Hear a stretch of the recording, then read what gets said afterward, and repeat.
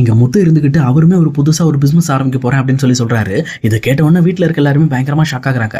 அதே நேரத்தில் அண்ணாமலையும் பரவாயில்லடா, நீங்க 2 பேரும் ஒரு பயங்கரமான தொழிலதிபரா வர்றதுக்குண்டான எல்லா திறமையும் உங்ககிட்ட இருக்கு. மீனா பாரு பூக்கடை வச்சிருந்தா, பூ கட்டிட்டு இருந்தா, இப்ப பாரு கல்யாண ஆர்டர்லாம் எடுத்து பக்காவா பண்ணிக்கிட்டு இருக்கா. அதுவும் அவ அந்த இடத்துக்கே போகாம போன்லயே எல்லா வேலையும் முடிக்கிற அளவுக்கு திறமை ஆயிட்டான்னு சொல்லி அண்ணாமலை பாராட்டிக்கிட்டு இருக்காரு.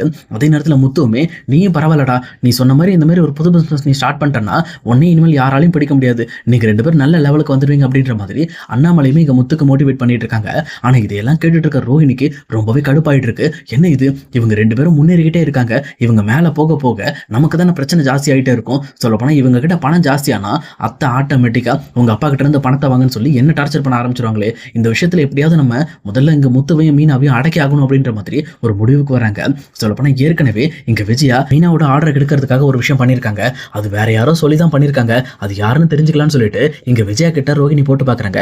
அத்த யார் சொன்னா உங்களுக்கு மீனா இப்படி உங்களை தப்பா பேசிக்கிட்டு இருக்கா, அது மட்டும் இல்லாம அவ தொழில் முறையில முன்னேறி நம்ம எல்லாரையும் மட்டம் தட்டிட்டு இருக்கான்னு சொல்லி யாராவது உங்ககிட்ட சொன்னாங்களா அப்படின்ற மாதிரி கேட்கறாங்க. அப்ப கரெக்டா இதை கேட்டுட்டு இருக்க விஜயாவுமே இங்க பாருமா, மீனாவை பத்தி யாருமே என்கிட்ட தப்பாலாம் சொல்லல, ஆனா அவ என்ன பத்தி வெளியில தப்பா சொல்லிட்டு இருக்கான்ட்டு எனக்கு தெரிஞ்ச ஒருத்தர் சொன்னாங்க.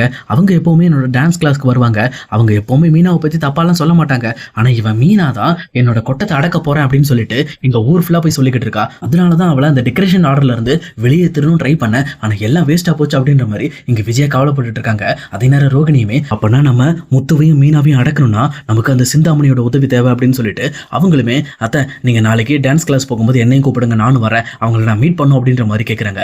உடனே இந்த பக்கம் வந்து விஜயா இருந்துக்கிட்டு நீ எதுக்குமா அவங்கள பாத்துக்கிட்டு சும்மா இரு, வேணா நான் பாத்துக்கிறேன் அப்படின்ற மாதிரி சொல்றாங்க. ஆனா ரோகிணியுமே இல்ல அத்தை விடக்கூடாது, மீனா எப்படி உங்களை தப்பா பேசுறது, அவங்க கிட்ட என்ன பேசணும் நான் கேட்கணும் அப்படின்ற மாதிரி அடுத்த நாள் விஜய் கூட கிளம்பி இங்க டான்ஸ் கிளாஸ்க்கு வராங்க. அதே நேரத்துல அங்க வந்து சிந்தாமணியும் எப்பவும் போல டான்ஸ் பிராக்டிஸ் எல்லாம் முடிச்சிட்டு இருக்கும்போது இங்க ரோகிணியுமே சிந்தாமணியை வச்சக்கன் வாங்காம பாக்குறாங்க.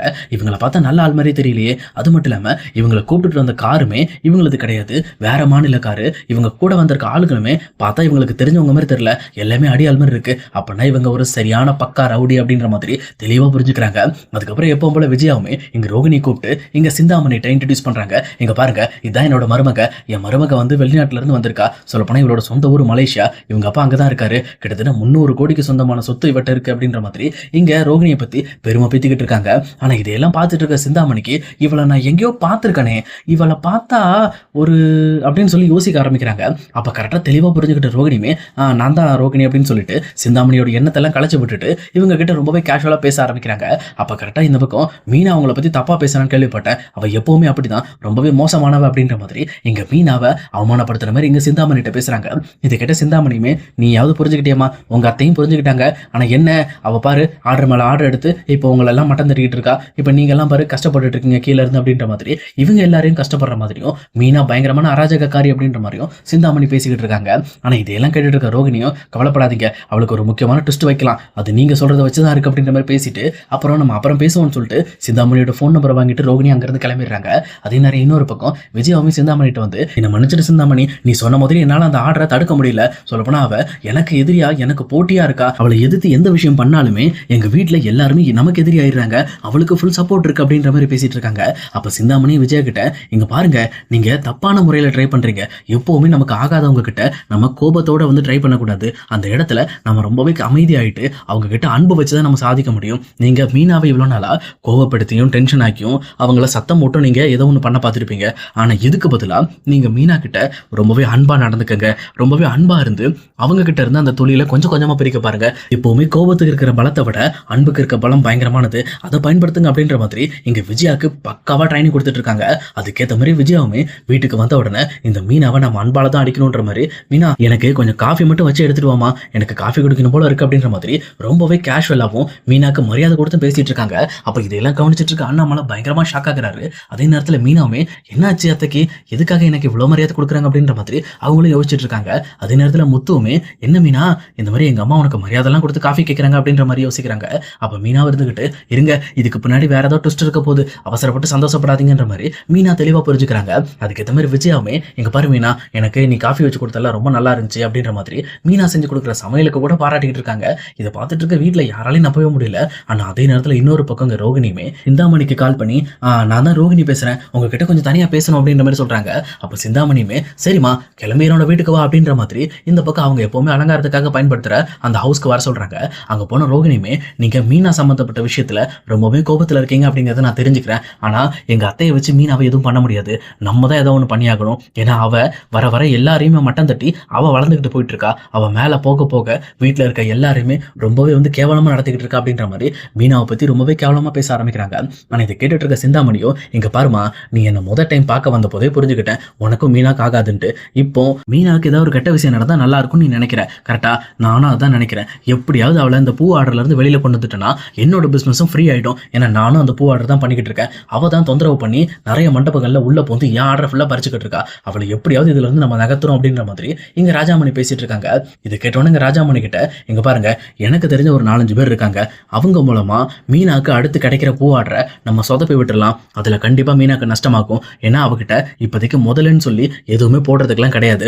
ரொம்ப கம்மியான பேமெண்ட் தான் வச்சிருக்கா. கிட்டத்தட்ட ஒரு நல்ல பெரிய ஆர்டரை நம்ம சொதப்பிட்டோம்னா ஆட்டோமேட்டிக்கா அதுக்கு செலவு பண்ண காசு அவளுக்கு செலவாயிடும். ஆட்டோமேட்டிக்கா அப்புறம் வேற வழியே இல்லாம அவளோட பூ கட்டுற வேலையை மட்டும் பார்த்துட்டு உங்களையும் தொந்தரவு பண்ண மாட்டா. எங்க முன்னாடி வளர்ந்து காட்டுறேன்னு சொல்லி ரொம்பவே கெத்து காட்ட மாட்டா அப்படின்ற மாதிரி எங்க ரோகிணி திறமையா பிளான் போடுறாங்க. அதுக்கேற்ற மாதிரி சிந்தாமணியும், சரிம்மா, அடுத்த ஆர்டரை எடுத்த உடனே உனக்கு நான் கால் பண்றேன். நான் சொன்ன இடத்துக்கு உன் ஆட்களை வர வச்சு அங்க போட்டிருக்க அலங்காரத்தெல்லாம் உடச்சு எரிய சொல்லு. அதுக்கப்புறம் மற்றதை நம்ம பார்த்துக்கலாம் அப்படின்ற மாதிரி இவங்க ஒரு முடிவுக்கு வராங்க. அதே நேரம் எங்க வீட்டில் இருக்கிற விஜயாமே மீனாக்கு பயங்கரமா மரியாதை கொடுக்கறது, அதே நேரத்தில் மீனா உட்கார வச்சு நீயே சாப்பிட எங்க கூட அப்படின்னு சொல்லி ரொம்பவே சரிசமமா பழகிறது. இதெல்லாம் வீட்டில் இருக்க யாராலுமே நம்ப முடியல. ஆனா முத்துமே இதுல கொஞ்சம் டவுட் பட்டுட்டு மீனாவை தனியா கூட்டிட்டு போயிட்டு, என்னாச்சு மீனா, எங்க அம்மாக்கு என்னதான் பிரச்சனை, அவங்க எதுக்காக அவங்ககிட்ட ரொம்பவே சகஜமா இருக்க மாதிரி நடிக்கிறாங்க அப்படின்ற மாதிரி கேட்கறாங்க. அப்ப மீனாமே, உங்களுக்கு தெரிஞ்சிருச்சா அங்க அம்மா நடிச்சிட்டு தான் இருக்காங்க அப்படிங்கிறது உங்களுக்கு எப்படி தெரிஞ்சது அப்படின்னு சொல்லி கேட்கறாங்க. எங்க அம்மா யாருக்கிட்டையுமே இந்த மாதிரி வந்து சந்தோஷமாலாம் பேசினதே கிடையாது. அவங்க உங்ககிட்ட ஏதோ ஒரு விஷயத்தை எதிர்பார்க்கறாங்க, இல்லைன்னா உன்னை கவுக்கிறதுக்கு ஒரு வழியை தேடுறாங்க. அதனால நீ எங்க அம்மாட்ட ரொம்பவே சேஃபா இரு அப்படின்ற மாதிரி எங்க முத்துவுமே மீனா கிட்ட தெளிவா சொல்றாங்க. அதை கேட்ட மீனாமே, கவலையப்படாதீங்க, நான் என் விஷயத்துல தெளிவா தான் இருப்பேன் அப்படின்னு சொல்லிட்டு அவங்களும் சரின்னு ஓகே நாங்க இருந்து கிளம்புறாங்க. அவங்க கிளம்பும் போது கரெக்டா அவங்களோட மொபைலுக்கு ஒரு கால் வருது. இந்த மாதிரி ஏற்கனவே நீங்க டெக்கரேஷன் பண்ண மண்டபத்தில் இருக்க டெக்கரேஷன் ரொம்பவே சூப்பரா இருந்துச்சு. அதனால உங்களுக்கு அதே மண்டபத்தில் இன்னொரு பெரிய ஆர்டர் நாங்கள் கொடுக்கலான்னு இருக்கோம். அந்த கல்யாணம் நாளானைக்கு நடக்க போகுது. ஆனால் நாளைக்கு ஒரு நாள் தான் டைம் இருக்கு. எப்படியாவது வந்து நீங்க அந்த அலங்காரத்தை மட்டும் முடிச்சு கொடுத்துருங்க. இதுக்கு மேல ரெகுலரா நம்ம மண்டபத்தில் நீங்களே பண்ணிக்கலாம் அப்படின்ற மாதிரி அந்த மேனேஜருமே சொல்றாங்க. இது கேட்ட மீனாமே, கண்டிப்பா சார் வந்துடுறேன் அப்படின்ற மாதிரி அவங்களுமே அந்த ஆர்டர் ஓகே பண்றாங்க.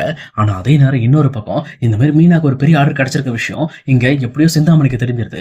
சிந்தாமணியும் ரோகிணிக்கு கால் பண்ணி, இங்க பாருமா, நம்ம எதிர்பார்த்துட்டு இருந்த அந்த நாள் வந்துச்சு. அது நாளைக்கே தான். நாளைக்கு இந்த மாதிரி மீனா ஒரு முக்கியமான கல்யாண ஆர்டர் பண்ண போறா. அதுவும் வந்து ஒரு பெரிய அரசியல்வாதி வீட்டு கல்யாணம். அந்த கல்யாண ஆர்டர்ல அவளோட டெக்கரேஷன் மட்டும் நம்ம அழிச்சிட்டோன்னு வச்சுக்க, ஆட்டோமேட்டிக்கா மீனா கீழே விழுந்துருவா. இதுக்கு மேல அவளால எந்திரிச்சே வர முடியாதுன்னு சொல்லி ரோகிணி கிட்ட சொல்றாங்க.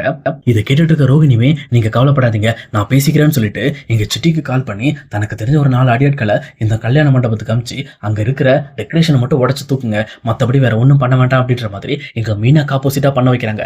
அதுக்கேற்ற மாதிரி சிட்டியுமே இங்க ரோகிணி சொன்னதுனால அந்த அடியாட்கள் அனுப்பி இங்க மீனாவோட அந்த ஸ்டேஜ் அலங்காரம் எல்லாத்தையுமே செஞ்சு முடித்ததுக்கு அப்புறம் அடிச்சு நொறுக்குறாங்க.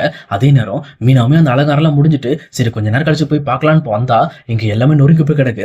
இதை பார்த்த மீனாக்கு என்ன பண்றதுன்னு தெரியல. உடனே முத்துக்கு கால் பண்றாங்க. முத்துவுமே டைரக்டா இந்த பக்கம் வந்து இது வந்து பெரிய பிரச்சனையா இருக்கும், எனக்கு தெரிஞ்சு இது எல்லாமே அந்த சிந்தாமணியோட பிளானா தான் இருக்கணும். ஆனா இதை நம்ம லீகலா நம்ம இதை வந்து அணுகணும். முதல்ல போலீஸ்ட்ட போவோம். போலீஸ்ட்ட போய் இந்த விஷயத்தை இப்படி நடந்திருக்கு அப்படின்னு சொல்லி இன்ஃபார்ம் பண்ணிட்டு போலீஸ் மூலமா இது யார் யாரெல்லாம் சம்மந்தப்பட்டிருக்கா அப்படிங்கிற விஷயத்தை நம்ம கண்டுபிடிச்சி அத்தனை பேரையும் தூக்குவோம்னு சொல்லிட்டு முத்துவுமே டைரக்டா போலீஸ் ஸ்டேஷன் போய் கேஸ் கொடுத்து அத்தனை போலீஸையும் இங்க கூட்டிட்டு வராங்க. வந்தது மட்டும் இல்லாம டைரக்டா இது சம்பந்தப்பட்ட விஷயங்கள் எல்லாத்தையுமே செக் பண்ணி இது சிட்டியோட ஆளுங்க தான் பண்ணிருக்காங்க அப்படின்ற மாதிரி தெளிவா புரிஞ்சுக்கிறாங்க. ஆனா இது யார் சொல்லி பண்ணிருக்காங்க அப்படிங்கறத தெரிஞ்சுக்கிறதுக்கு அவங்களோட இன்வெஸ்டிகேஷனையும் ஆரம்பிக்கிறாங்க.